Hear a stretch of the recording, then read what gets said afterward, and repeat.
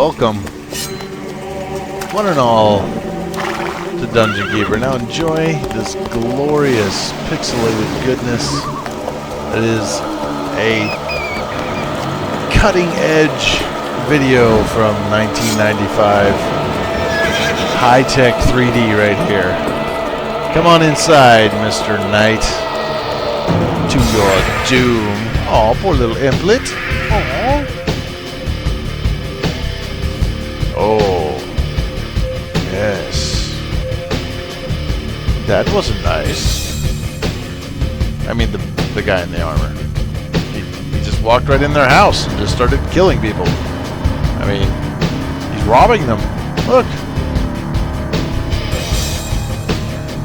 Yeah, he's robbing them. Got a little tasty little snack. Yeah, no problem, no problem.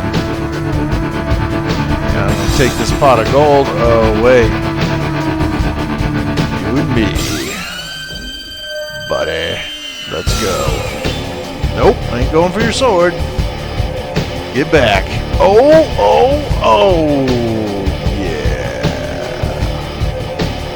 Welcome.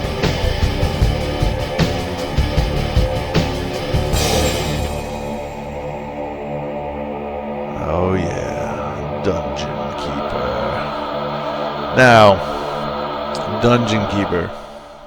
Now, it's Thursday, and what I've decided is Mondays probably be some Particle Fleet, and I'm probably gonna be able to get like one RimWorld episode out a day. I'm gonna try to do that. We'll see. But we're gonna do Particle Fleet Mondays. Tuesdays are gonna be Creeper World 3.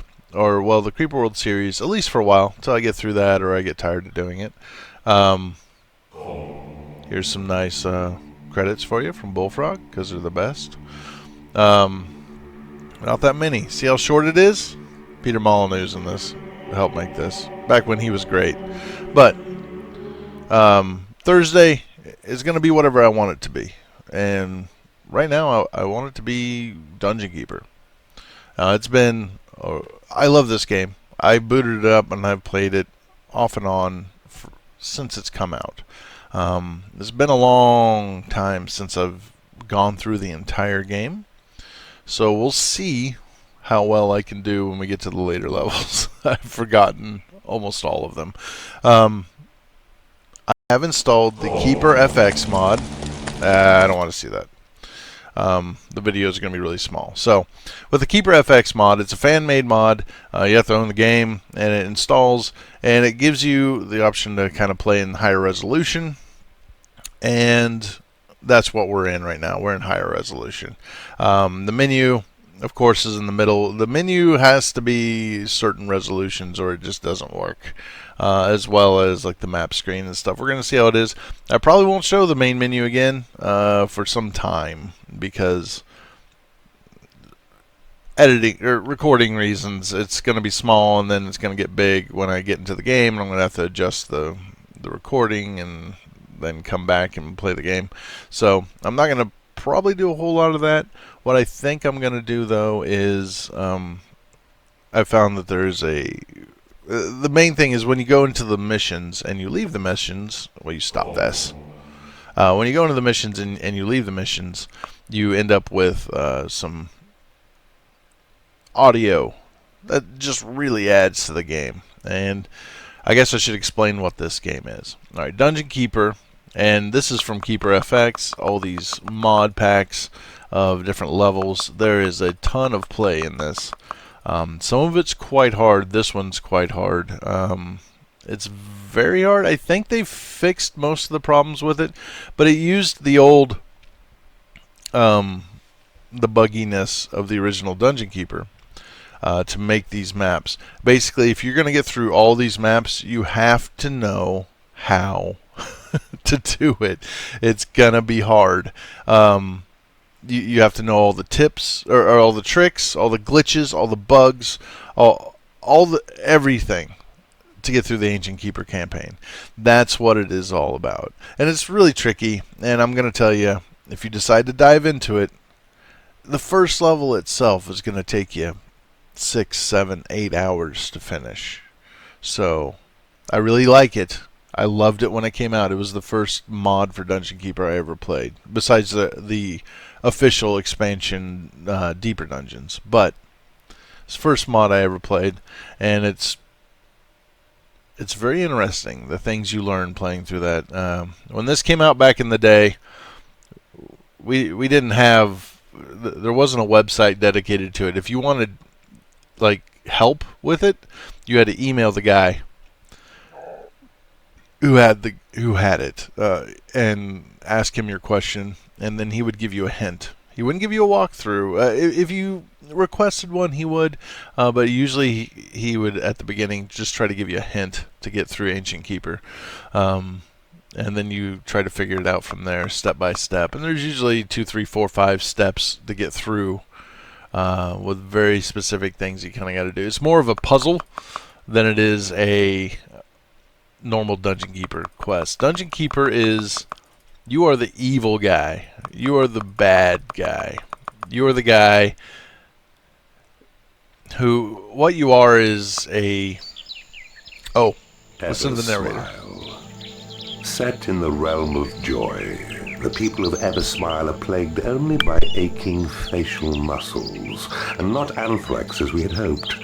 Eversmile is a disgusting land of good humor and polite frivolity. So you might be able to tell here just by listening to this guy. I apologize, I muted my microphone. I forgot to unmute it. We are the bad guys. These guys, this is Eversmile, plagued only by aching facial muscles. It's a happy place, but we're going to destroy it because we're evil. I mean, the tagline to this game is evil is good. This is from a time when video games didn't censor themselves much. Some, not much. Or saying evil is good was okay and wouldn't get you blasted by every single, I don't know, organization out there that thinks that you're crazy. You could do a lot of things. The main thing was, let's make a fun game, let's make a good game, and that's what we're going to sell. And there's dark humor in this, alright? So enjoy it. It's actually pretty cool. It's a lot of fun. Understand, yes, we're playing the evil guy in this, but it doesn't make us evil. It doesn't make me evil. And it doesn't mean that I want to do everything to these people that happens to them. I don't want to come and invade their land and burn it all down. But there's also this interesting dichotomy, I guess, is that the right word? With this game, in that the bad guys and the good guys, neither one of them is better than the other. Honestly, when it comes down to it, neither one of them is better than the other. So take that for what you will. I mean, I don't... the good guys and the bad guys. And it's really more apparent in like Dungeon Keeper 2 when they talk about what these good guys do and stuff, and how not really good they are, you know.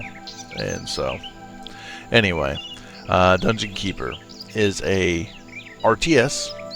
It is a simulation. It is a management game. It is a first-person shooter. It is... it's every sort of like genre that probably existed at the time this came out. This game is kind of a piece of its own. And while you can ignore parts of it, like, you never have to play in first-person mode. You don't have to. It can make things a lot easier sometimes if you do. So it's an interesting game. I like it. It's my favorite game. It always has been. It's just been the one that's just always shown in my heart, you know. So anyway, I've rambled for, I don't know, 8 minutes now. I'm going to start this probably going to have to do a cut because I'm going to have to adjust my editing software. Because when we get into the game, it's actually going to be, I mean, it's going to be 1920 by 1080, which does have some issues because I'm using that Keeper FX mod. It allows me to change the resolution. It looks nicer, but there are some issues with some of the sprites that pop up, like the health flowers that appear above your creatures are going to be small, and so bear with me, but this is probably the best way for me to record it, one, and two, it's not going to look like it currently does with these black bars on each side of the screen that you guys can see. If I play it normally, that's what it's going to look like. And actually, even worse, it usually has a black bar at the top too. So we're gonna go with this. We're gonna play it this way with Keeper FX mod, and I'll put a link down there in the bottom. You can install it on Good Old Games installation. It was originally designed to only be installed if you had the CDs, which made things like difficult. If you couldn't find your CDs, I have them. I have all 3 copies of Dungeon Keeper that I have Dungeon Keeper, I have Deeper Dungeons, and I have Dungeon Keeper Gold. So, but most people don't. I mean, this is a 1995, 96 game. I don't even remember. Somewhere in there. But I'm going to start this, and then probably going to be a little cut, a little jump, and then we'll be back in to the actual gameplay, and I'll talk some more about the game at that point. So here we go. Okay, we're in the game, and I've adjusted my recording software, so now it's in 1920 by 1080 goodness here. I'm going to explain a little bit about the game. This game is an old game. Manuals didn't tell you much, and so I'm going to explain it to you, because honestly, if you want to play this, it's kind of hard to get into for people not used to gaming from that time period. It's kind of complicated. So you can scroll with your mouse, top, bottom, left, right. Right? You can also use the arrow keys. WASD does not work. You could probably remap some controls and do some things to make that work, but you just use the arrow keys. It is a 3D map. This is not necessarily how it works. We can look at it from any angle we want. As you can see, this glorious sprite spinning around facing us. So are all the creatures. They're all sprites. There's a little implet. You see him? You see him? And to spin, you're going to use your delete and your page down keys. To zoom in and out, it's home and end. So there's that. Now, some things to think about. Okay, I've got my map here, and I've squirreled it around here, and now I can't get it straight again. So what do? If you go to your... Oh, I gotta unpause it. Oh, if it does this to you, just hit tab a few times. It'll come back. Go to your map screen, and this shows us the whole world. The black stuff is impenetrable rock that we cannot dig through. The rest of this is dirt. Gold always shows up on the map too, so we can always find where we can find more gold. This is a room that is unclaimed, that's why it's blinking, and this is our domain. The red is us. But if I go to the map screen and I click on it, it puts me back directly north-south looking on the map. Now, what is this thing here beating? Thum, thum. As you can see, it's the dungeon heart. That is us. We are the dungeon keeper as the player, and we're like a ghostly spirit overlord like thing, a magical being that physically is represented by this dungeon heart. Actually, we're just kind of able to... We're viewing through the eyes of the dungeon keeper. Okay, this isn't... We're not like some character on the board, other than this. If this dies, we lose. That's how you lose the game. If this gets destroyed. It has no defenses of its own. It can't do anything except sit there and beat and take damage until it dies. So, you have to protect it. But we just have control over everything. This is how a dungeon keeper sees his realm. This is his vision from up above, looking down, I guess, through the stone at his creatures and such. And you can see My cursor actually gives off light. You can see the shadow moving around this imp. So we're actually giving off light. It should be doing it more, but I have it paused. But there we go. You can see the light that I shed. I can light up dark rooms. See, that room's pretty dark. Ooh, ooh. And one thing I'm going to do, just to make this a little bit easier to see, we're going to go into the options. We're going to go into graphics. And I'm going to lower the wall height. If you don't like this view, and some people don't, you can also change it from the squiggly, and you can also put it into forced perspective is what it calls. Boom. Alright. Now it's all, well, take a look. It's very square. It's like this. When I turn, I just rotate 90 degrees around. There's no otherwise. Now, it's easier to play this way sometimes, but I don't think it's nearly as pretty. So I think, at least for now, there are some cases where you want to be in this mode. I can also zoom way farther out in this mode, so I can see a lot more. But again, oh wait, they're in this mode. Their flowers are way bigger. I guess I'll play like this for a while because it's a lot easier to see. But here we can see our domain. And then, you know, we've got this room up here, which is a portal. This is where you get your monsters from. We've got gold over here. And we have our little implets running around, or imps. They are magically created creatures that we create. Yes, they're very pixelated. Alright, this is up-res from 640. 380, so it's going to look like that on some of this stuff. The rest of the map looks good. The little guys running around, they look good. But we'll zoom in a little bit more. They are our servants. We create them magically, and they do our bidding. They are terrible at fighting. They are terrible at basically anything other than digging and hauling. That's what they're good for. And so what we're going to do, we're going to give them some commands. Dig out this gold seam for me. Dig that out. And they'll run to get to work. And they're digging. Now it's going to tell me that I need to build a treasure room to store gold. Oh, they're glitching out some. They're like stuck in the floor. Are they going to keep doing that? Yeah, they are. Alright, we're going back to the other view. That really bothers me.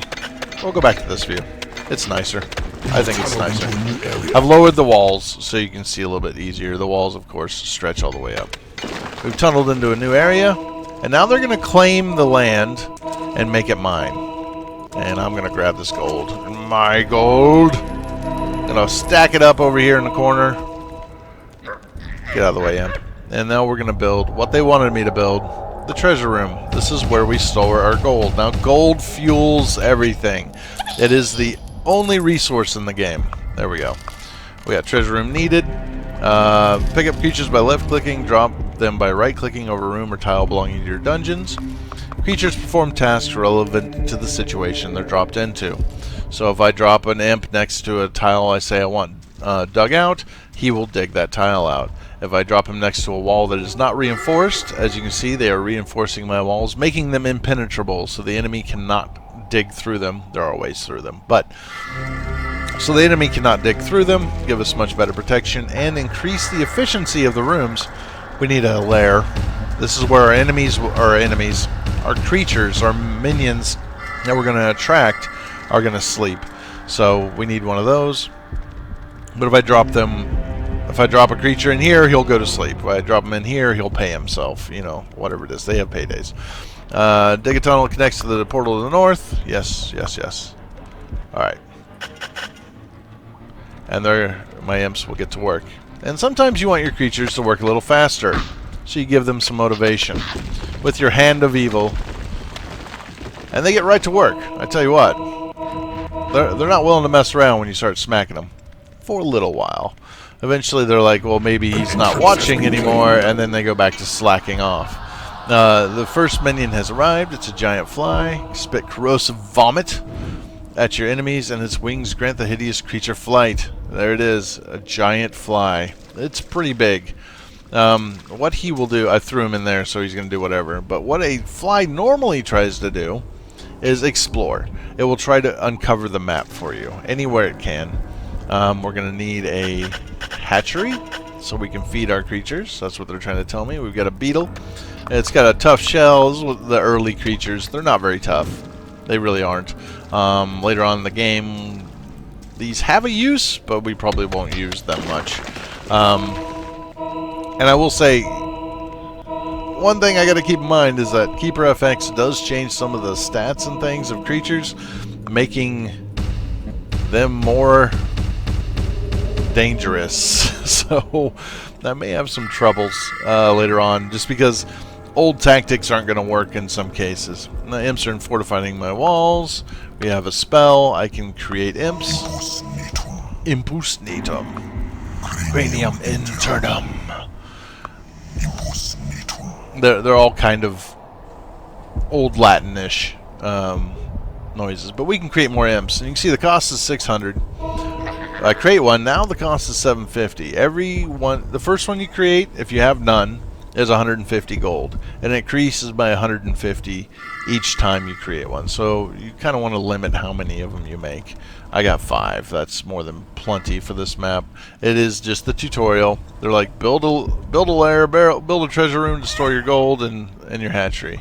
Everything costs gold, from our spells to the rooms that we build to just having the creatures around. They get paydays, and then they come and they pay themselves. They'll come to your treasure room, they'll take what they're owed, and they go back. Intruders approach. They seek gaps in your fortifications. In order to gain entry to your dungeon, a white trail on the map indicates their progress. Click the icon, blah, blah, blah. There they are. Enemies coming. Let's get my imps up here. Let's welcome them to my domain. Get in here. Dig. And here they come. Creatures are under attack. Yeah, I know. Grab those. Grab those. Your creatures are attacking. You want to be careful and not ever drop your creatures inside the portal zone, because that tells them you don't want them anymore and they will leave. It is payday. Which is bad. Minions are winning a battle. My imps are falling in battle. Why are you fighting, imps? Stop it. You got a little bit of gold. Creatures Creatures are attacking the enemy. are under attack. Yeah, my creature's under attack. We've got a thief and a dwarf. The dwarf can dig. The thief usually goes straight for your treasure room and tries to steal gold. That's the first thing he goes for. The dwarf just digs his way in and does his thing. Attacking the enemy. Your minions are winning a battle. We've won a battle. We've defeated our enemies. Savor your first victory while you can. You have attracted the wrath of the Lord of this realm. His party will soon be here. And so we've got this room here that they came in at. This is basically where they breached us from up above. You can kind of see there's like a white light right there. That's where they're going to spawn in. Oh, he made a new hole. And we're going to ambush him. And you can only get like 4 creatures meleeing at a time, so you can't completely surround your enemies. If your creatures have like ranged attacks, like they can throw fireballs or something, then they can stand back and join the fight even though there's 4 people on them. So having a mix and match of different creatures is good. But we've destroyed the Lord of the Land. Work here is done. Nothing there now. There's no one to prevent you from obliterating this realm, because we've destroyed their Lord of the Land. He has died. Success! The land is yours. Press space to proceed to the next realm. And that's what we're going to do. Oh boy. Well, listen to this. Branna Hawk. War and anthrax have taken to this land like fleas to a rat. The region is, thanks to your unstinting efforts, now a major eyesore. Aw, isn't that nice? You can see the screen's gone crazy because this screen cannot be 1920 by 1080, so now it's jumped up here in the corner of the recording, and I apologize for that, but there's not a lot I can do about it. Not really. Not fast enough to allow you to hear him speaking and describing things. So, creatures attracted 11. It just kind of breaks it down by what you're doing. This took me a long time because I was talking more than playing. And this also gives you other stats and things that you can see that we can use, or that kind of help increase your score. Which, this is the rating, but this is not how we're scored. I'm not getting a 9600 score. My score is 189. So I'm going to put my name in on the top 10 list here, high score table, and go to the next map. Here we go again, back into the corner. Cosyton, a hideous sham of a town in which the prosperous citizens have no gripes or moans. Sadly, even the children are happy and secure. This is because they aren't punished for non-existent crimes. That's right. They're not. Tutorial level 2. And they introduce new things, I think, pretty much to the whole entire game. So, yeah, count on that. Now, remember the lessons you learned. Brown and Hog, you must build a treasure room, a lair, and a hatchery, and you will need to claim a portal. Build rooms in squares of at least 9 tiles to increase the efficiency of the room. You want to make things square, if at all possible. It is much smarter of you to do it. And I'm going to do something I've decided is kind of like a trick to me. It's something I do a lot. Dig out the gold first. Let them dig out the biggest room first. Even make a few imps to speed up the work. There we go. Slap them around. Tell them to get to work. And if you really want to make it go fast, we can use one of our spells. Cranium Internum. I'm now an imp. Look at me. I can look around my dungeon. We can go explore. There's my dungeon heart. Ding, ding, ding, ding, ding. Yep, we got brick walls and stuff. It's a little weird because it's got airplane controls. Push up to look down and everything else. But I can dig faster than these guys. And I can make this happen a lot faster than they can. So, and also, I don't have to run off and do things. I can also claim land faster than them. Just attack when I'm near one of my squares. So I can claim this whole area really fast. Much faster than they can. Because I don't have to dance. I love it. But there's part of the first-person aspect of the game. This is going to be my treasure room here. I will go ahead and build it like so.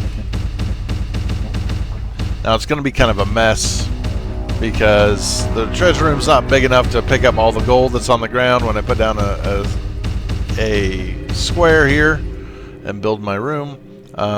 So you can see there's like little bitty piles here on the side that shouldn't be there because my imps are going to sort it all out here pretty quick. And now we've built our treasure room, and that's where the treasure room is going to be. We're going to dig this out. We're going to dig up just a little bit, and we're going to make a lair. And we're going to go down here, and we're going to make another room because we're going to need it very soon, as well as this will be our hatchery. And I'm going to put a little room here. I think I need one more in this one. I'm going to let my imps dig out the gold first. I could and get my rooms built. Get to work. Get to work. You're going slow, and I'm tired of waiting. And they run faster and they work harder. See, he's just moping along. That's what you get for being slow. That's what you get. Yeah, you get to work. You get to work. Don't forget who's boss. I'm in charge here, not you. Not you. No smoke breaks. They will actually take smoke breaks. That's how imps heal. Because they don't have a home. They will stop and take a smoke break, and that's how they heal themselves. But they have to have absolutely nothing to do. They have to have absolutely nothing else to do before they'll do that. So, alright. So we're going to need a hatchery. That's what they want me to build. Boom. And then we'll build a lair.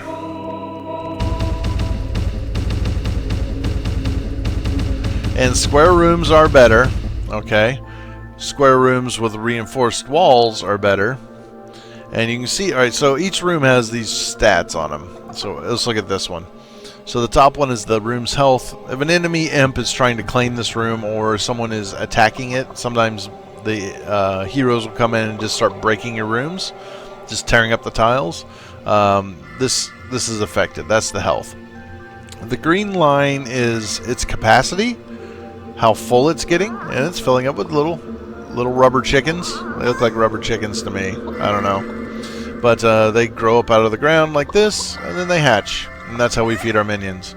And this bottom one here is the efficiency of the room.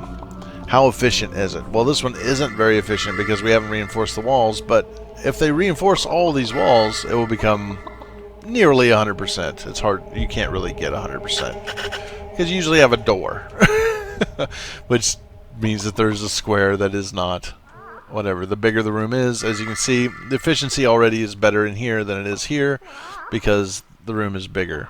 So basically every tile that is surrounded by other tiles or by a reinforced wall makes a 100% efficient tile. We're never going to reach that with this. And that's alright. We're okay with that. They should be claiming that. We haven't claimed that. And now they want me to build the training room, actually, and I don't think I need that other room, now that I think about it. Now, I didn't lay this out optimally. I laid it out like I want to, because honestly, the best way to do it is have your training room directly next to your hatchery so that your creatures train here and then they go in, they eat, and they come right back and get back to work. Taking over the portal, we got a beetle. We've training room attracts ever more ferocious creatures such as demon spawn. Build it and they will come. New creature in dungeon, demon spawn. To train creatures, drop them in the training room. The number that occasionally appears above a creature's head indicates how much gold it costs for that creature to train. So we're going to get this guy. He's going to make his little house there, that demon spawn. They will immediately go and start training. Demon spawn will. Beetles will not. Flies will not. Most creatures won't. But a lot of creatures do have something that they will do automatically, no matter what. Okay, what do we got here? So there's that.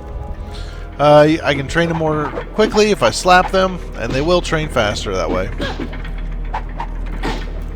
Just like everything else. They do it faster. So you can see we're very low on capacity. One of them just leveled up. It's a level 2. That's why he was doing his little cheer noise. They all pretty much have a cheer noise. Except the beetles and flies and stuff because they don't really make noise. And we're increasing the efficiency. See, it's gone up. It's because we are reinforcing the walls. Yeah, let's just go ahead and get this done and over with. Go down here and get this gold. Because your dungeon is going to be so small, and because they make it so easy on you, it's very easy, honestly, to reinforce all your walls, and then you're trapped in here, and the heroes cannot get to you. Not at this point in the game, and actually, in some cases, not even in later levels. It becomes kind of a tactic to use. You know what? You're slow. That's better. Now they're going to mine it. They'll take the gold they pick up back here, they'll drop it off, and then they'll run all the way back and do it again.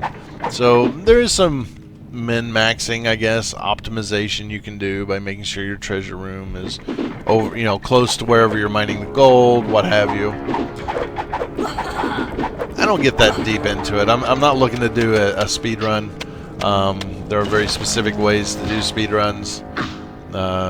You can actually find a guide to doing a Dungeon Keeper speedrun online. I've looked at it. And I tried a little bit of it. I wasn't all that interested, honestly. These guys are being slow, and it's making me mad. Oh, it's payday.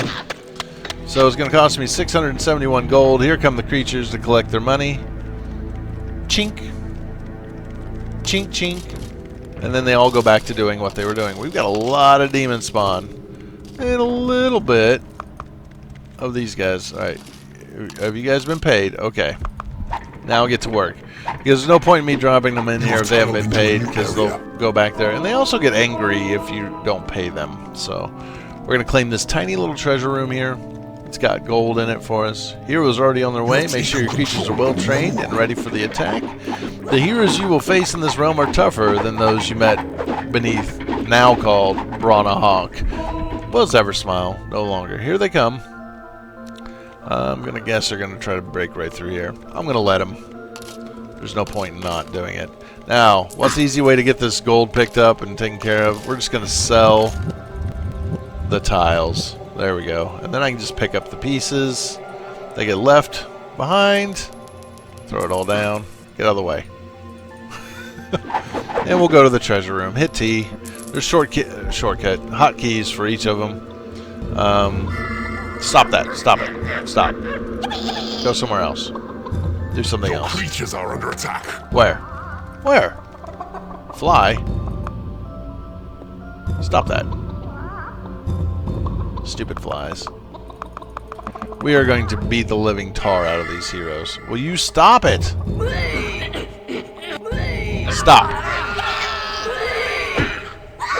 We'll sacrifice the weak bugs first. Minions are winning a battle. Your creatures are attacking the enemy. It looks very similar. Falling in battle. Eh. Your minions are winning a battle. The fly died. Oh well. Not worried about it. We got the dwarf's gold. Add that to our piles of treasure. Your Aren't they creatures pretty? are under attack. We're under attack. Here he comes. Get in there. Kill him. Kill him a lot. Minions are winning a battle. Usually, honestly, if I'm going to make a hole into my base, I typically make it into the training room because there's usually creatures there. So if they do come through and break into the training room, well, they're going to be in for a bad time. They're going to have a bad time. As you can see, the outside of this map, if we look at it, not a lot available to me. We got some creatures coming in from down here. This one I am going to dig out and go greet them, because that's the best way to do this. 1, 2, 3, get to work. There are, besides slapping your creatures, there's a couple different ways of doing it, but the important one at this point Your creatures are under attack. The enemy has broken. is that throwing your creatures down Are attacking the enemy. and telling them to do something, throwing them into a map and telling them to do something. I know this is probably really hard to see, like their little flowers, little red flowers above their heads, and I apologize, Your creatures are under attack. but it's actually a lot easier to record this way. I think it looks nicer. I know on phones and stuff you can't tell what that is, but he's got a little white flower over his head that says 2, I think, or 1. I can't hardly see it. It's a 1. The stylized stuff is kind of funny. Here, let's see if these 3 guys can take him out. They're hurt. Your creatures are falling in Nope, they ain't battle. gonna make it. But my demon spawn will kill them pretty good. Beetles are pretty weak.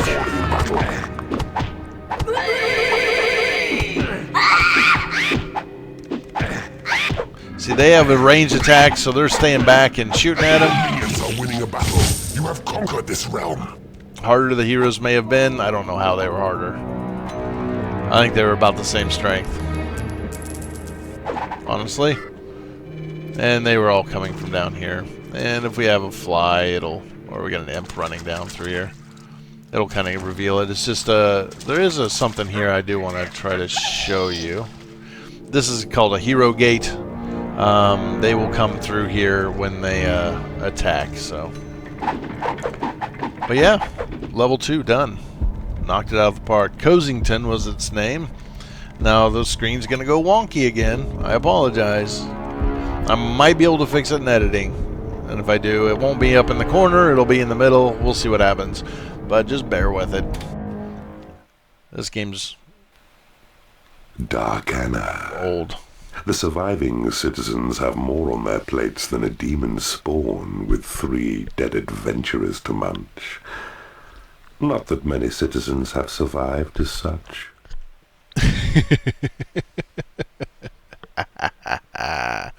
Alright. So there's all sorts of good stuff on here. It scrolls by much slower in Keeper FX. It fixes a lot of things and actually optimizes it, makes it actually run on today's computers. Old computers ran way too fast. So I do apologize again for the black bars. Wherever they happen to end up, I Yeah, next. And I got second place. Yep, that's what I want. It automatically put my name in for me. Or not second place, sixth place. We'll end up replacing all of these, most likely, by the end of this.